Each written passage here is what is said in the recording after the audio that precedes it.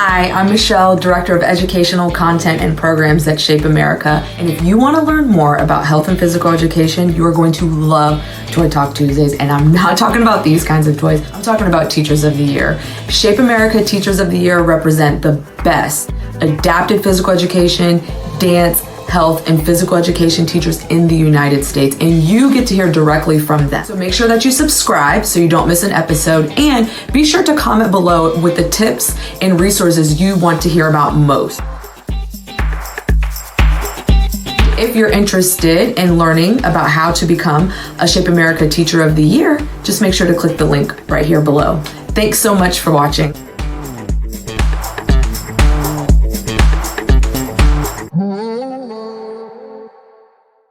Everyone, and welcome to Toy Talk Tuesday.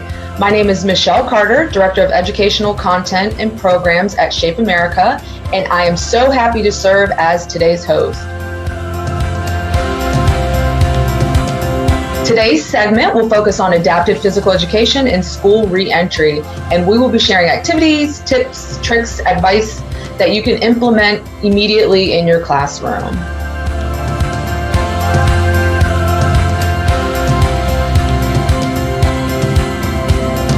I am joined today by Ashley, Cindy, and Jennifer, and I'm going to give them each an opportunity to briefly introduce themselves. Hey guys, I'm Ashley Beavers. I am the 2020 Southern District Adapted PE Teacher of the Year for Guilford County. I teach in Guilford County Schools, and that's in Greensboro, North Carolina. Good morning.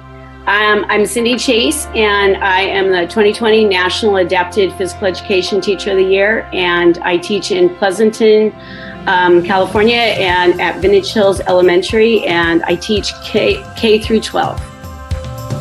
Hello everyone, I am the Eastern District Adapted PE Teacher of the Year, and I currently teach at Pinehurst Elementary in Salisbury, Maryland.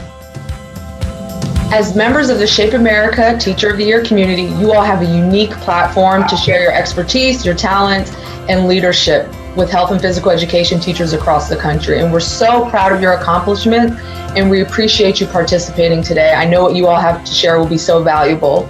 So now I'm going to turn over the program to Ashley to kick us off. Thanks, Michelle. First of all, guys, have fun and don't stress out. This is a stressful time for everybody, so just enjoy what you're doing.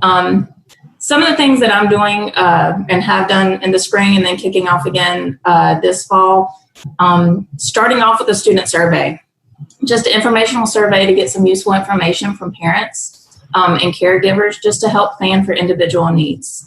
Shape America has surveys available on their website, and we've kind of tweaked things in my district to meet our needs. So that's a good useful tool. Things like likes and dislikes, what has been helpful in the past, what equipment kiddos have available, what's at home, and connectivity issues and concerns, and who will be helping facilitate for those kids that are going to need some help. Secondly is collaborate. OTs, PTs, speech therapy, classroom teachers. Most kids with adapted PE has some sort of extra, extra assistance that they need. So collaborate with these students and their other service providers. That way you're not overwhelming parents with having to meet with the OT separately and a PT in a separate session with the speech therapist. If you can collaborate and join sessions and kind of join forces to meet some of these kiddos' goals, it's usually helpful, and the parents really appreciate that. I've also started researching and using a lot and getting into Nearpod and Edpuzzle. That helps. Those are two great resources that helps make just your online learning and the videos that you're putting out and the information that you're trying to get to students and parents a little more accessible. They've each got some great content benefits and can both be easily integrated into both Google Classroom and Canvas.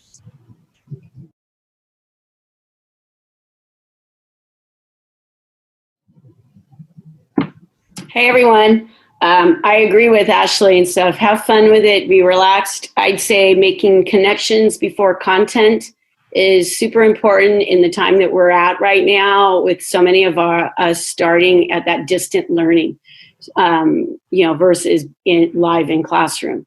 So what I'd like to share with you is creating a safe and inviting class community, and how we're able to do that. And it's pretty much following the 4 C's is what I kind of came up with. And it's starting out with that, creating a supportive class community where all students can feel welcome, learn, and successfully participate. And just really that respect, trust, acceptance, while including everyone, really allows everyone to feel, safe in that space. Creating routines. I know that's a big one for a lot of my students. It's really being, that kind of grounds them to be able to know what's happening.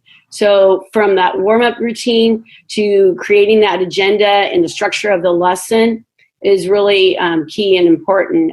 Providing that as a visual agenda or learning objectives really helps the students know what to expect, especially for my students with autism. The third is communication, and I kind of break that down into 2. Communication to students, we want to make sure that we're using multiple learning styles, providing those visuals, a lot of that auditory, whether that's music to go on, off, so they know when to go and to stop. And then kinesthetic, and we're pretty much all about that with that movement piece. The collaborating with others is really important. But the other part of communicate I want to talk about is, or I want to mention, is that I have a lot of students, the majority of my students are nonverbal. And so when we, are limited and have AAC devices. And so when we talk about communication and how we're going to connect, it's a little more challenging because they're not necessarily going to respond in the same way. One way that I've really found that connects all through everything is that universal language, I call it, and that's dance. And so that's why we always dance and stuff. I always start that way.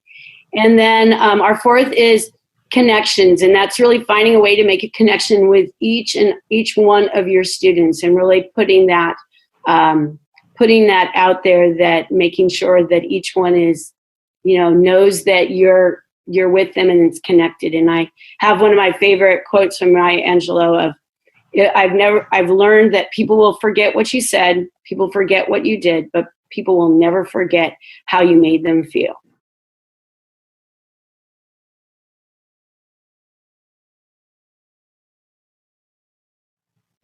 And now I have a couple of activities that I wanted to just share. And in the elementary, I'm going to really mostly share some of the dances that I've really enjoyed. And I kind of start with something kind of fun, familiar, maybe a little silly.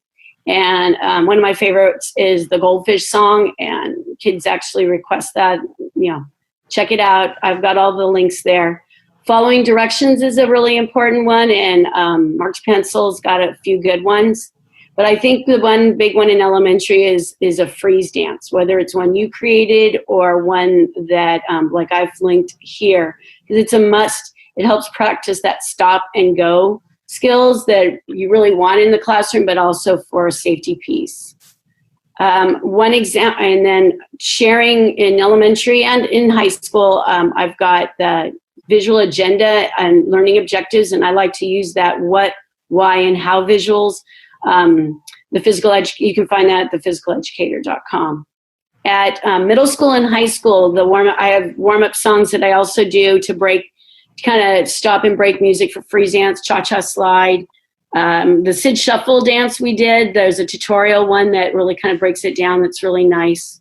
And then an activity that I have that I'm going to plan to do this year, kind of probably about in the second week, is Dance Party Bring a Friend, and it's the virtual. And the whole idea here is we want to be able to get to know our students and get to know, and so a dance party is something I usually do the end of the week, where we're putting on a little bit different music. The kids are getting to not necessarily it's not necessarily mirroring what I'm doing as much as they get to do their own dance.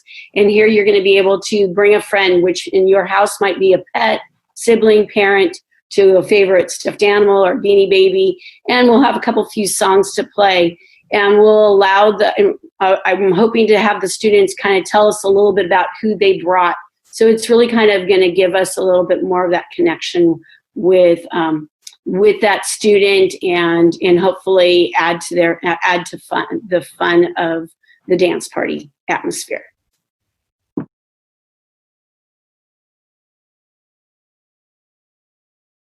Hey everybody, just remember to keep smiling and breathing. In rounding out our discussion today, I want you to remember 3 key components while providing synchronous and asynchronous learning. 1, consistency and structured routines. 2, finding student motivators. And 3, using various teaching strategies. Let's begin with number 1, keeping consistency and structured routines. Students crave continuity of learning, so embedding components of past routines when possible can help students transition more easily to virtual learning. So this is the idea of combining old with new. Some ways that I keep student routine is by creating student activity schedules and then first then charts. I like to use ChoiceWorks app when I make the digital apps or charts. I use BoardMaker program when creating picture schedules for my first and then charts. And then it's easier for me then to print out and laminate them, because when you use picture cards, you go through them, whether it's because of yourself or your students bending them and ripping them. I also like creating Bitmoji avatars and incorporating items from my gymnasium into my virtual classroom. There is a great link that I've included that shows a how-to guide and gives tutorials on how to build a Bitmoji classroom. I encourage you to check it out if you get some time. Number 2 is finding the student motivator. This, as we all know, is a no-brainer, but it's really important to incorporate student motivators into each lesson or unit. The motivators into each lesson is key especially in the beginning. It's to keep it simple. Reward items such as music, student share time, behavior charts, or YouTube can be beneficial. I really like using Class Dojo because it's a great program for creating a classroom behavior system, student accountability, parent communication, and it really will highlight all our school-wide events in the community. And finally, the 3rd key component is that we need to continue to use various teaching strategies. Providing visual aids and picture cards along with verbal directions will help our visual learners. Modeling and providing multiple prompts while giving 1 to 2 step directions are important, especially for unique learners who have difficulty with the processing time. Ashley and Cindy spoke on this already, but if you're able to collaborate with related service providers, then the process will become easier. I know I'm already working with my OT on fine motor skill development tasks for my students. I wish you all well this coming school year. Please feel free to reach out if you have any questions or you want to bounce ideas off of me. Take care. Thank you all so much. That was really helpful and useful. Even just me listening, I felt like I learned some things there too. So I'm sure when people watch this video, they're going to have a lot of great things to consider and think about, and some resources to use in their class. So on behalf of Shape America and the Shape America Teacher of the Year Partner Network, thank you, Ashley, Cindy, and Jennifer, for sharing these ready-to-use activities, tips, and tricks.